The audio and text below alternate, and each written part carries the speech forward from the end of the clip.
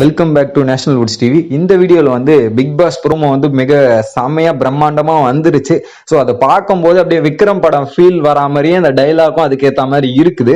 So அதில் அவர் வந்து அந்த அனிமல்ஸை வச்சு அந்த பிக் பாஸ் வீட்டில் இருக்கவங்க எப்படிலாம் பண்ணுவாங்க, என்னென்னலாம் பண்ணுவாங்கன்னு அந்த அனிமல்ஸோட ஒப்பிட்டுற விதம் வந்து சூப்பராக இருந்தது. ஸோ மான் மாதிரி துள்ள பார்ப்பாங்க, ஸோ புலி மாதிரி பாய பார்ப்பாங்க, இந்த மாதிரி எக்ஸ்பிளனேஷன் செம்மையாக கொடுத்துருந்தாங்க. ஸோ அதில் லாஸ்ட்டாக ஒரு ஃபினிஷிங் டச் வச்சிருந்தாரு பாருங்க, வேற லெவலு.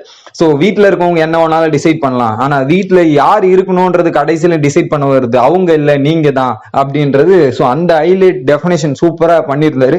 ஸோ அவரோட கெட்டப்பே ஒரு பக்கம் மாசா இருந்தாலும் எனக்கு அந்த டைலாக், அந்த சீக்வன்ஸா அந்த அனிமல்ஸை பத்தி அந்த டைலாக் வர்றதுன்றது எனக்கு ரொம்ப பிடிச்சிருந்தது.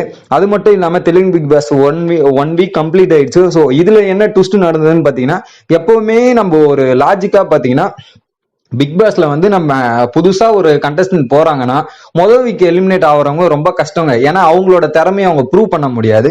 ஸோ அந்த இது வந்து நம்ம பிக் பாஸ் தெலுங்குல நடந்திருக்கு. ஏன்னா ஃபர்ஸ்ட் வீக்கே எலிமினேஷன் வச்சிருக்காங்க நாமினேஷன். ஸோ எப்படி நாமினேஷன் பண்ணாங்கன்னு எனக்கு தெரியல. நான் நாமினேஷனுக்காக சண்டை போயிட்டு இருந்தது அது மட்டும் நான் பார்த்தேன்.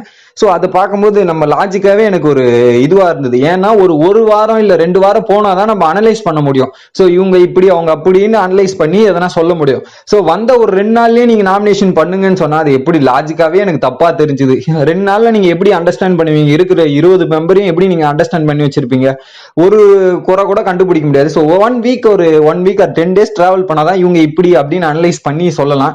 ஸோ அந்த மாதிரி தமிழ் பிக் பாஸ்ல நடக்க போதான்னு எனக்கு தெரியல. ஸோ அந்த மாதிரி நடக்கிறதுக்கும் சான்ஸ் இருக்கும். எக்ஸாக்ட்லி தெலுங்குல எப்படி நடக்குதோ அப்படிதான் நடக்கும். ஸோ தெலுங்குல ஃபர்ஸ்ட் வாரமே ஒரு நாமினேஷன் வந்துருச்சு. ஸோ இன்னைக்கு ஒரு எலிமினேஷன் நடக்க போகுது. ஸோ அந்த மாதிரி நாமினேஷன் தெலுங்குல தமிழ்ல வருமான்றது எனக்கு தெரியல. ஸோ அதை ஷேர் பண்ணணும்னு தோணுச்சு. ஸோ அது மட்டும் இல்லாம எத்தனை பேருக்கு இந்த ப்ரோமோ பிடிச்சிருந்து சொல்லுங்க. கமல்ஹாசன் சார் ப்ரோமோ எப்படி பயங்கரமா இருந்தது. ஸோ எத்தனை பேருக்கு ரசிச்சு பல வாட்டி பாத்தீங்கன்றத கமெண்ட் செக்ஷன்ல சொல்லுங்க. இந்த வீடியோ பிடிச்சிருந்தா மறக்காம லைக் பண்ணுங்க, ஷேர் பண்ணுங்க, சப்ஸ்கிரைப் பண்ணுங்க.